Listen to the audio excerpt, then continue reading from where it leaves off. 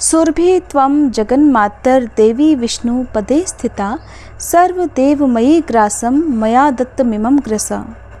हरे कृष्णा। आप सभी का दिन शुभ और मंगलमय हो। इससे पहले की कथा सुनने के लिए आप सभी का बहुत बहुत आभार। आज सुनिए वैशाख मास महात्म्य का 8वां अध्याय। आज की कथा में जानिए वैशाख मास की अक्षय तृतीया और द्वादशी की महत्ता, द्वादशी के पुण्यदान से एक कुतिया के उद्धार और वैशाख मास की अंतिम 3 तिथियों की महत्ता के बारे में। श्रुतदेव जी कहते हैं, जो मनुष्य अक्षय तृतीया को सूर्योदय काल में प्रातः स्नान करते हैं और भगवान विष्णु की पूजा करके कथा सुनते हैं, वे मोक्ष के भागी होते हैं। जो उस दिन श्री मधुसूदन की प्रसन्नता के लिए दान करते हैं, उनका वह पुण्य कर्म भगवान की आज्ञा से अक्षय फल देता है। वैशाख मास की पवित्र तिथियों में शुक्ल पक्ष की द्वादशी सभी पाप राशि का विनाश करने वाली है। शुक्ला द्वादशी को योग्य पात्र के लिए जो अन्न दिया जाता है, उसके एक एक दाने में कोटि कोटि ब्राह्मण भोजन का पुण्य होता है। शुक्ल पक्ष की एकादशी तिथि में जो भगवान विष्णु की प्रसन्नता के लिए जागरण करता है, वह जीवन मुक्त होता है। जो वैशाख की द्वादशी तिथि को तुलसी के कोमल दलों से भगवान विष्णु की पूजा करता है, वह पूरे कुल का उद्धार करके बैकुंठ लोक का अधिपति हो जाता है। जो मनुष्य त्रयोदशी तिथि को दूध, घी, शक्कर और मधु, इन 5 द्रव्यों से भगवान विष्णु की प्रसन्नता के लिए उनकी पूजा करता है और जो पंचामृत से भक्तिपूर्वक श्री हरि को स्नान कराता है, वह संपूर्ण कुलों का उद्धार करके भगवान विष्णु के लोक में प्रतिष्ठित होता है। त्रयोदशी तिथि को जो सायंकाल में भगवान शिव की प्रसन्नता के लिए शरबत देता है, वह अपने पुराने पाप को शीघ्र ही त्याग देता है। वैशाख शुक्ल द्वादशी में मनुष्य जो कुछ भी पुण्य कर्म करता है, वह सब कुछ अक्षय फल देने वाला होता है। प्राचीन काल में कश्मीर देश में देवव्रत नामक एक ब्राह्मण थे। उनके सुंदर रूप वाली एक कन्या थी, जो कि मालिनी के नाम से प्रसिद्ध थी।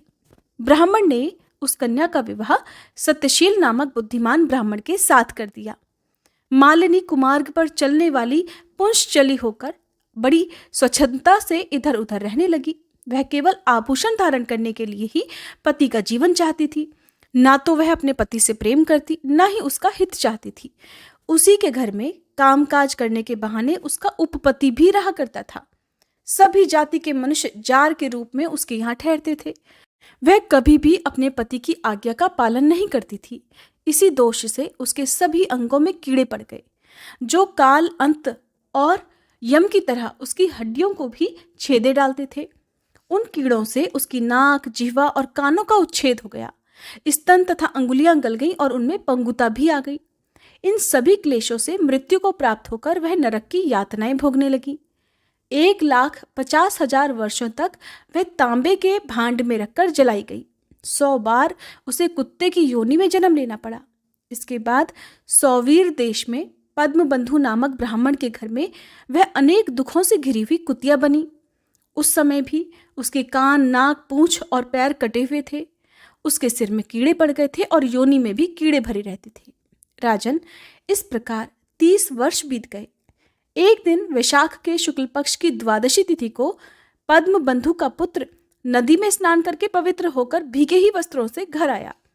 उसने तुलसी की वेदी के पास जाकर अपने पैर धोए।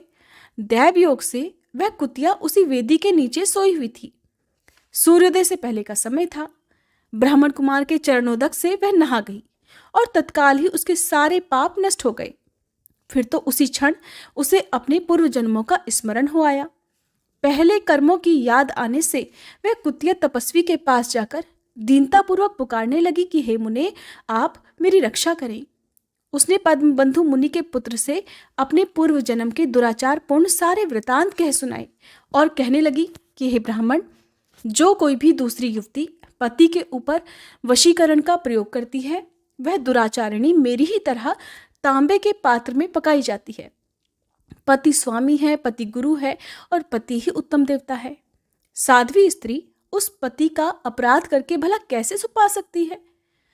पति का अपराध करने वाली स्त्री सैकड़ों बार त्रियग योनि अर्थात पशु पक्षियों की योनियों में और अरबों बार कीड़े की योनि में जन्म लेती है। इसलिए स्त्रियों को सदैव अपने पति की आज्ञा का पालन करना चाहिए। ब्राह्मण, आज मैं आपकी दृष्टि के सामने आई हूँ। अगर आप मेरा उद्धार नहीं करेंगे तो मुझे फिर से इसी यातनापूर्ण घृणित योनि का दर्शन करना पड़ेगा। इसलिए हे विप्रवर, मुझ पापचारिणी को विशाख शुक्ल पक्ष में अपना पुण्य प्रदान करके उबार लीजिए। आपने जो पुण्य की वृद्धि करने वाली द्वादशी की है, उसमें स्नान, दान और अन्न भोजन कराने से जो पुण्य हुआ है, उससे मुझ दुराचारिणी का भी उद्धार हो जाएगा। महाभाग, हे दीनवत्सल, मुझ दुखिया के प्रति कुछ दया कीजिए। आपके स्वामी जगदीश्वर जनार्दन दीनों के रक्षक हैं, उनके भक्त भी उन्हीं के समान होते हैं। दीनवत्सल, मैं आपके दरवाजे पर रहने वाली कुतिया हूँ। मुझ दीना के प्रति दया कीजिए, मेरा उद्धार कीजिए। अंत में मैं आप द्विजेंद्र को नमस्कार करती हूँ। उसका वचन सुनकर मुनि के पुत्र ने कहा, कुतिया, सभी प्राणी अपने किए हुए कर्मों के फल स्वरूप ही दुख और सुख भोगते हैं। जैसे सांप को दिया हुआ शक्कर मिश्रित दूध केवल विष को ही बढ़ाता है, उसी प्रकार पापी को दिया हुआ पुण्य भी केवल उसके पाप में ही वृद्धि करेगा। मुनि कुमार के ऐसा कहने पर कुतिया दुख में डूब गई। फिर उसके पिता के पास जाकर बड़े करुण स्वर से क्रंदन करती हुई बोली, हे पद्म बंधु बाबा, मैं आपके दरवाजे की कुतिया हूँ। मैंने सदा आपकी जूठन खाई है, मेरी रक्षा करो, मुझे बचा लो। गृहस्थ महात्मा के घर पर जो भी पालतू जीव रहते हैं, उनका भी उद्धार करना चाहिए, ऐसा वेद वेत्ताओं का कहना है। चांडाल, कौवे, कुत्ते ये प्रतिदिन गृहस्थों के दिए हुए टुकड़े ही खाते हैं, इसलिए ये भी उनकी दया के पात्र हैं।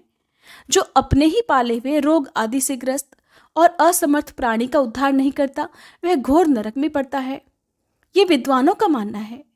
संसार की सृष्टि करने वाले भगवान विष्णु एक को कर्ता बनाकर खुद ही पत्नी, पुत्र आदि के व्याज से समस्त जंतुओं का पालन करते हैं। इसलिए अपने पोष्य वर्ग की भी रक्षा करनी चाहिए, ऐसी भगवान की आज्ञा है। दयालु होने के कारण आप मेरा उद्धार कीजिए। दुख से आतुर हुई उस कुतिया की बात सुनकर घर में बैठा हुआ मुनिपुत्र तुरंत घर से बाहर निकला। इसी समय दयानिधान पद्म बंधु ने कुतिया से पूछा कि ये सारा क्या वृतांत है। तब पुत्र ने सारा समाचार कह सुनाया। उसे सुनकर पद्म बंधु बोले, बेटा, तुमने कुतिया से ऐसा वचन क्यों कहा? साधु पुरुषों के मुंह से कभी ऐसी बात नहीं निकलती। वत्स, देखो तो, सब लोग दूसरों का उपकार करने के लिए सदा तत्पर रहते हैं। चंद्रमा, सूर्य, वायु, रात्रि, अग्नि, जल, चंदन, वृक्ष और साधु पुरुष सदा ही दूसरों की भलाई में लगे रहते हैं। दैत्यों को महाबली जानकर महर्षि दधीची ने देवताओं का उपकार करने के लिए ही दयापूर्वक उन्हें अपने शरीर की हड्डियां दे दी थी। महाभाग, पूर्व काल में राजा शिवी ने कबूतर के प्राण बचाने के लिए भूखे बाज को अपना शरीर का मांस दे दिया था। पहले इस पृथ्वी पर जीमूत वाहन नामक राजा हुए हैं। उन्होंने एक सांप के प्राण बचाने के लिए महात्मा गरुड़ को अपना जीवन तक समर्पित कर दिया था। इसलिए विद्वान ब्राह्मण को दयालु होना चाहिए। क्या इंद्रदेव शुद्ध स्थान में ही वर्षा करते हैं, अशुद्ध स्थानों में जल नहीं बरसाते? क्या चंद्रमा चांडालों के घर में प्रकाश नहीं करते?